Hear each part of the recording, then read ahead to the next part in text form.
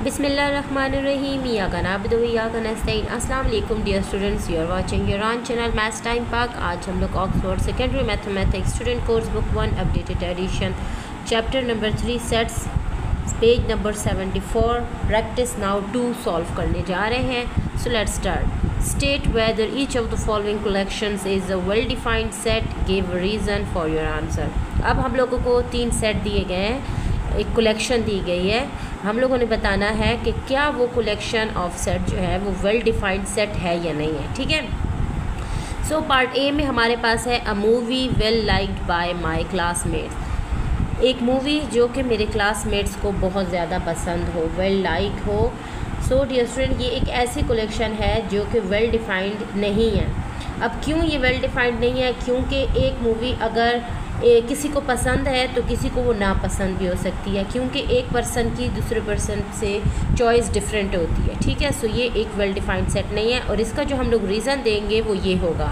So dear students, हम लोगों के पास रीज़न हम लोगों ने लिखना है this collection is not well defined because the term well liked can vary from person to person, different classmates may have different opinions. Okay dear students, now B part में हमें दिया गया a 14 old people in my class. So ये एक well defined set है क्योंकि एक class में 14 ओल्ड कोई भी बच्चा हो सकता है जिसकी एज 14 ईयर्स हो। सो इसका जो हम लोग रीज़न देंगे वो ये होगा। ये स्टूडेंट्स, इसके लिए हम लोग लिखेंगे this collection is well defined because it is clear and objective whether someone is a 14 old people in the class or not. ठीक है, या तो वो 14 ईयर्स का होगा या नहीं होगा, ये कलेक्शन बिल्कुल वेल डिफाइंड सेट है। नाउ सी पार्ट हमारे पास है an English teacher in my school. So dear student, हर स्कूल में कोई ना कोई इंग्लिश टीचर होती है। सो ये एक वेल डिफाइंड सेट है और इसका रीज़न हम लोग क्या देंगे? हम लोग रीज़न में लिखेंगे this collection is well defined because it is clear and objective whether someone is an English teacher in the school or not. ठीक है। सो वेल डिफाइंड सेट है, एक स्कूल में इंग्लिश टीचर मस्ट होती ही है। Now dear student, page number 75 पे practice now 3 start करेंगे। It is given that p is equal to x such that x is a positive integer less than 1 and q is equal to 0। ठीक है। अब हमें 2 set दिए गए हैं। First part है list all the elements of p in set notation. q के elements तो हमें गिवन है, हम लोगों ने p की सेट नोटेशन में एलिमेंट्स लिखने हैं। सो इसको लिख के दिखाते हैं। सबसे पहले यहाँ पर इस सेट को देख लेते हैं। p में किस चीज़ की डिमांड की है? हमारे पास पॉजिटिव इंटीजर्स होने चाहिए। पॉजिटिव इंटीजर्स हमारे पास 1 से स्टार्ट हो रहे हैं। ठीक है डियर स्टूडेंट्स, क्योंकि 0 की लेफ़्ट साइड पे हमारे पास माइनस वाले -1 -2 स्टार्ट हो जाएंगे। ठीक है, नेगेटिव नंबर स्टार्ट हो जाएंगे। सो पॉजिटिव नंबर 0 के राइट साइड पे 1 से स्टार्ट हो रहे हैं और हमने कौन से नंबर लिखने हैं? Less than 1। सो 1 से छोटा तो पॉजिटिव इंटीजर कोई है ही नहीं, तो p हमारे पास होगा एम्प्टी सेट। तो हम लोग इसको डिनोट करेंगे p is equal to empty set और q तो उन्होंने खुद ही हमें दिया हुआ है कि 0, एक एलिमेंट तो है ना q में। नेक्स्ट पार्ट की तरफ मूव करते हैं। हम लोग इसको इस तरह भी लिख सकते हैं और इसको ऐसे भी लिख सकते हैं। ठीक है, नल सेट जिसे कहते हैं। Now dear student, B part में इसका जो सेकंड पार्ट है उसमें है are p and q equal sets y। p और q क्या इक्वल सेट्स हैं? अगर इक्वल हैं तो क्यों? सो डियर स्टूडेंट्स, यहाँ पर देखें तो p और q बिल्कुल भी इक्वल नहीं है, क्योंकि p हमारे पास एम्प्टी सेट है और q में हमारे पास एक एलिमेंट तो है ना। ठीक है। सो ये इक्वल सेट्स नहीं है। तो हम लोग इसके लिए क्या लिखेंगे? इसका जो रीज़न हम लोगों ने देना है वो उसके लिए हम लोग लिखेंगे set p is an empty set while set q contains one element। ठीक है। सो 2 sets are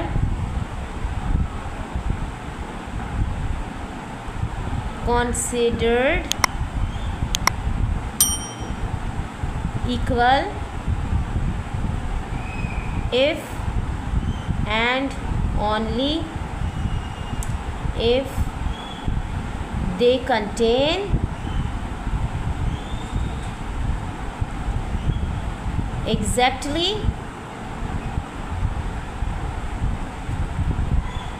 the same elements। ठीक है, अब आगे हम लोगों ने लिखना है since P has no element and Q has one element, they are not equal। ठीक है डियर स्टूडेंट्स, नेक्स्ट प्रैक्टिस की तरफ चलते हैं। So dear student, page number 76 पे प्रैक्टिस नाउ 4 गिवन है। उसका क्वेश्चन है इट इज़ गिवन दैट, अब एक यूनिवर्सल सेट दिया गया, इसको हम लोग डिनोट करेंगे यूनिवर्सल, इसे यूनिवर्सल सेट रेट करेंगे। x such that x is an integer between 1 and 15 inclusively। ठीक है, और a हमारे पास है x such that x is not a prime number and b x such that x is a multiple of 9। अब हम लोगों ने फर्स्ट पार्ट में क्या फाइंड करना है, list all the elements of the sets a and b in set notation. अब a और b के जो एलिमेंट्स लिखेंगे वो यूनिवर्सल सेट के मुताबिक ही लिखेंगे। सो सबसे पहले हम लोग यूनिवर्सल सेट को फाइंड करते हैं।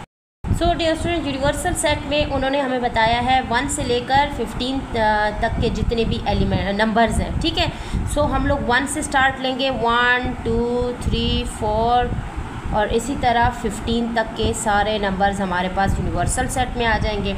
अब ए में हम लोगों को उन्होंने बताया है कि हम लोगों ने नंबर्स लेने हैं, प्राइम नंबर्स लेने हैं। ठीक है, यहाँ देखें प्राइम नंबर सिर्फ लेने हैं, तो इसमें से 1 से लेकर 15 तक के जो इंटीजर्स हैं उनमें कौन से प्राइम नंबर्स हैं वो सेट ए में आ जाएगा। सो हम लोग लिखते हैं प्राइम नंबर।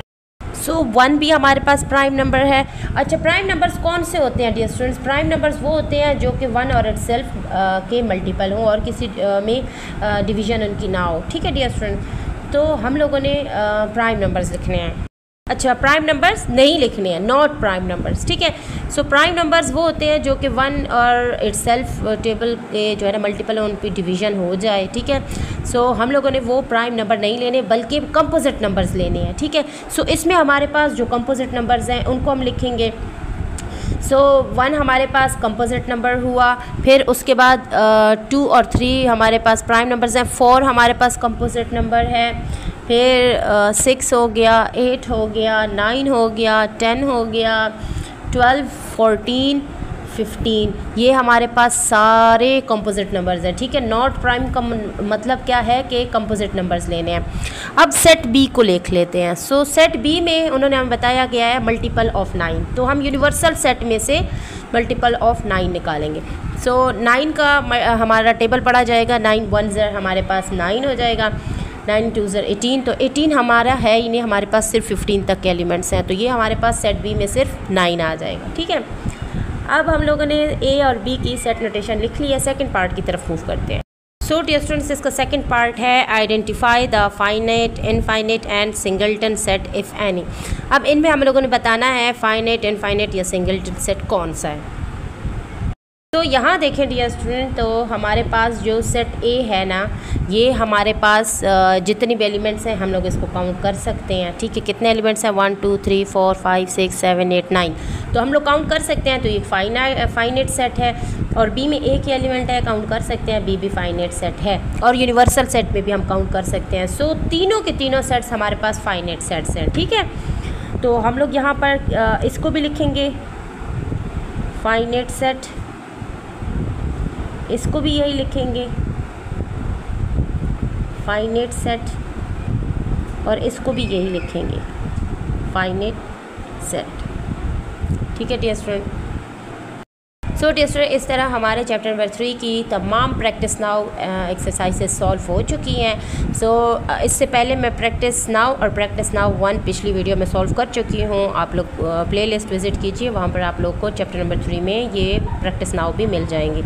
सो डियर स्टूडेंट, आज तक की वीडियो यहीं तक, फिर मिलेंगे, तब तक के लिए stay tuned, keep watching and अल्लाह हाफिज़।